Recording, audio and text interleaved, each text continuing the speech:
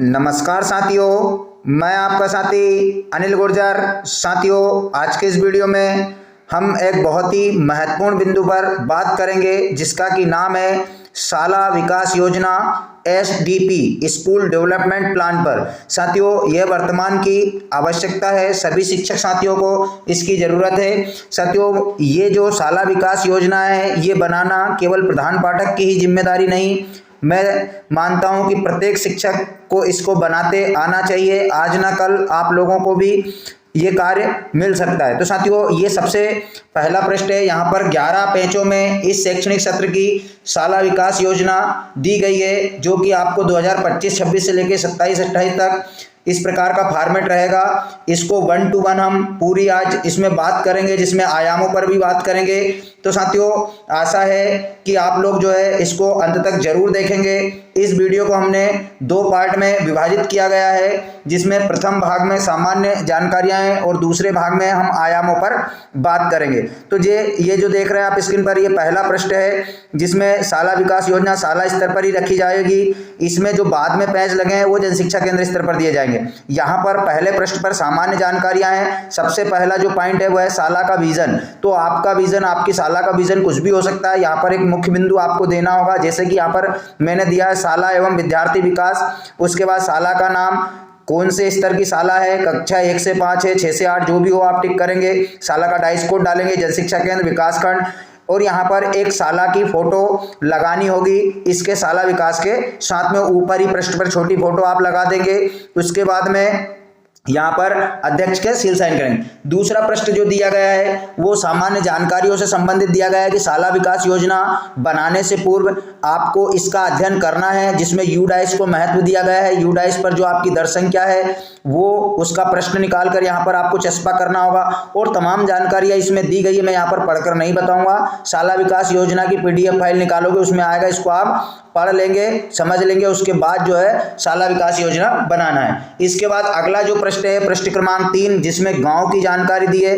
सामान्य जानकारियां हैं साथियों, जैसे कि मैं 1 to 1 यहाँ पर पढ़ता हूँ। सबसे पहले ग्राम वार्ड का नाम है, पंचायत का नाम है, जन शिक्षा केंद्र, विकास खंड, जिला। उसके बाद जनसंख्या ग्राम की, जिसमें महिला पुरुष दोनों का कुल योग। इसके बाद में शाला की स्थिति दिया है कि प्राथमिक शाला है, मिडिल है, हाई स्कूल है, हायर सेकेंडरी है या नहीं है, शासकीय अशासकीय, ये सारी जानकारी आप फीड कर लेंगे। यहाँ का मुख्य व्यवसाय क्या है गांव का, आप सभी को मालूम है, क्योंकि गांव में ही आप अध्यापन कार्य कराते हैं। तो जो भी वहाँ का मुख्य व्यवसाय लिखेंगे।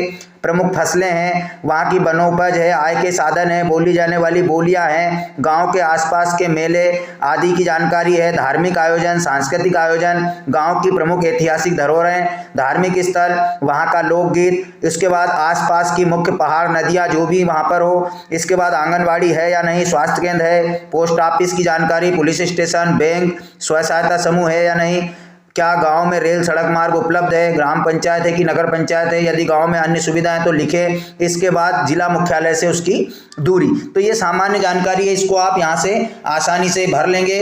इसके बाद शाला की जानकारी है साथियों, जिसमें हमें शाला लगने का समय, कब से कब तक शाला यहाँ पर लगती है। इसके बाद शाला समय बच्चों और पालकों के अनुसार तय किया गया है, तो वो राज्य शिक्षा केंद्र के अनुसार तय है। लेकिन फिर भी जो है साथियों, सामान्यतः जो है बच्चे इस जो समय चल रहा है वर्तमान में, वो उनके लिए सही समय रहता है। इसके बाद भवन की स्थिति पर्याप्त है, अपर्याप्त है, सही स्थिति में, मरम्मत योग्य, जो भी आप टिक करेंगे लिखेंगे। शिक्षण कक्ष जो भी आपके पास उपलब्ध है, स्टाफ रूम है या नहीं, प्रधानाध्यापक कक्ष है कि नहीं, प्रयोगशाला, पुस्तकालय, कंप्यूटर, किचन सेट, फर्नीचर, खेल का मैदान। साथियों, खेल के मैदान का आयाम आपको पता होना चाहिए कि खेल का मैदान किसे माना जाता है। तो जहाँ पर बच्चे, जरूरी नहीं कि वहाँ पर क्रिकेट ही खेलें, तो थोड़ा बहुत जहाँ पर बच्चे खेल पाएँ उसे खेल का मैदान माना जाता है शाला सिद्धि में। तो उसको यहाँ पर पर्याप्त लिखेंगे, आपके पास अगर थोड़ा बहुत है तो। इसके बाद पेयजल व्यवस्था, बालक बालिका शौचालय पृथक पृथक है या नहीं। हमारी शाला में केवल 1 था, तो हमने यहाँ पर 1 लिखा है। उसके बाद शाला में सफाई कर्मचारी, शिक्षकों की संख्या, कौन से विषय का पढ़ाने वाला शिक्षक नहीं है, तो यहाँ प्राथमिक स्तर पर 2 शिक्षक शिक्षक है तो यहाँ विषयवार नहीं चलता, नील आ जाएगा। माध्यमिक शाला है तो माध्यमिक शाला अपने हिसाब से यहाँ पर लिखेंगे। उसके बाद शिक्षकों के परस्पर संबंध, आपस में सौहार्दपूर्ण, शिक्षकों के समुदाय के साथ संबंध, उसके बाद शिक्षकों के आवास के लिए भवन व्यवस्था है या नहीं, जो भी है नहीं है। इसके बाद कक्षा में बच्चों की बैठने की पर्याप्त व्यवस्था, कक्षों में पर्याप्त हवा, विद्युत की व्यवस्था, ये सारी सामान्य जानकारियां हैं साथियों, जिनको आपको पढ़ते जाना है और हाँ नहीं टिक करके लिखते जाना है। शाला में प्रार्थना सभा के समय होने वाली गतिविधियां सभी शाला स्तर पर अलग अलग होती है। कोई सामान्य ज्ञान बताते हैं, कोई सुविचार का, कोई समाचार वाचन, जो भी आपके यहाँ कराते हैं लिखना है। शाला में अध्ययनरत छात्रों की उपलब्धियां, अकादमिक में जैसे ओलंपियाड परीक्षा में चयनित हुए हो या जिले स्तर पर, राज्य स्तर पर, अन्य परीक्षाओं में कहीं किसी स्तर पर गए हो तो वहाँ पर जरूर लिखें। सांस्कृतिक में, खेल में, जिले स्तर, ब्लॉक स्तर, जहाँ पर भी बच्चे गए हैं उसको यहाँ पर लिखेंगे। उसके बाद शिक्षकों द्वारा अगर किसी प्रकार से उपलब्धि या पुरस्कार है तो वो भी यहाँ पर लिखेंगे।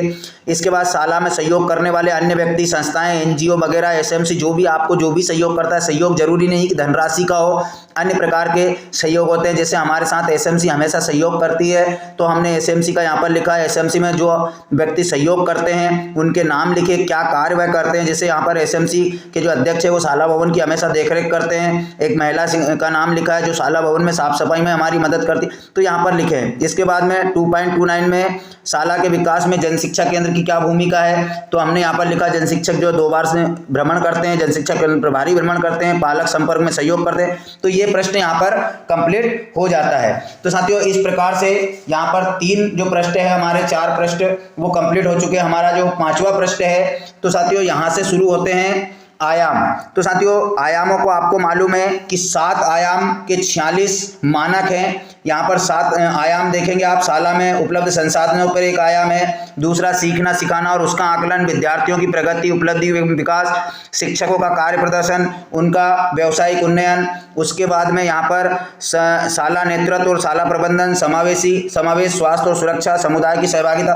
तो इस प्रकार 7 आयामों के जो 46 मानक है, इस पे 1 to 1 हमने बहुत ही शॉर्ट में इस योजना को बनाने का प्रयास किया है। आपको मैं बताऊंगा, आप इसको डीप में भी लिख सकते हैं जितना आपको लिखना है। अगर आपकी कार्य योजना को चयनित कराना है तो इसको कैसे डीप में लिखेंगे और कैसे मैंने यहाँ पर शॉर्ट में बताया है। यहाँ पर जो स्थिति है, किन स्थितियों में हमें बनाना है, वर्तमान स्थिति, अपेक्षित स्थिति, और जो अपेक्षित स्थिति है उसको हम किस स्तर से पूरा कर सकते हैं। जैसे कि आप यहाँ पर देख रहे हैं अपेक्षित स्थिति तक पहुंचने के लिए किए जाने वाले कार्य, तो शाला स्तर से किए जाने वाले कार्य है कि विभागीय सहायता से किए जाने वाले कार्य है या किसके एवं क्या सहयोग से अपेक्षित है। तो इन सब पे बात करेंगे, बहुत डीप में बात करेंगे साथियों। ये वीडियो जो है वो बहुत लंबा हो जाएगा। जिन शिक्षक साथियों को इसमें से लिखना है वो यहाँ से रोक करके इनको लिख सकते हैं। ये शाला विकास योजना का पेपर 2 है जो कि जन शिक्षा केंद्र स्तर पर जमा होगा। उसके बाद इसमें ही पीछे यहाँ पर जो हमने आयामों पर प्राथमिकताएं तय की है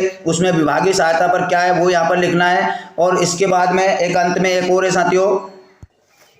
तो साथियों एक और पेज यहाँ पर आप देख रहे हैं, शाला के शिक्षा की गुणवत्ता बढ़ाने हेतु सुझाव के प्रमुख 5 बिंदु लिखें। तो ये भी जो है जन शिक्षा केंद्र वार जो जन शिक्षा केंद्र पर जमा करेंगे उसके साथ में जाएगा। तो इस प्रकार से तमाम चीज़ें यहाँ पर दी गई है। तो साथियों ये वीडियो बहुत लंबा हो जाएगा। जिन शिक्षक साथियों को लिखना है वो यहाँ से लिख सकते हैं, और जिन शिक्षक साथियों को आयामों पर समझना है वो प्लीज़ चैनल को सब्सक्राइब कर ले। जिन्होंने अभी तक चैनल सब्सक्राइब नहीं किए, नेक्स्ट वीडियो में प्रत्येक आयाम पर किस प्रकार से हमें कार्य करना है और इनको कैसे भरते हैं बिंदुवार बताया जाएगा। साथियों अगर आपने उस वीडियो को समझ लिया तो शाला विकास योजना में आप और अच्छे बेहतर तरीके से अपनी शाला विकास SDP बना सकते हैं, जिससे कि आपकी SDP का जन शिक्षा केंद्र स्तर, जिला स्तर पर चयन हो। तो साथियों आशा है आपको जानकारी समझ आई होगी। तो प्लीज़ वीडियो को लाइक करें, अपने साथी शिक्षकों तक, अपने जन शिक्षा केंद्र स्तरों तक प्लीज़ वीडियो को शेयर जरूर करें, जिससे अन्य लोगों की भी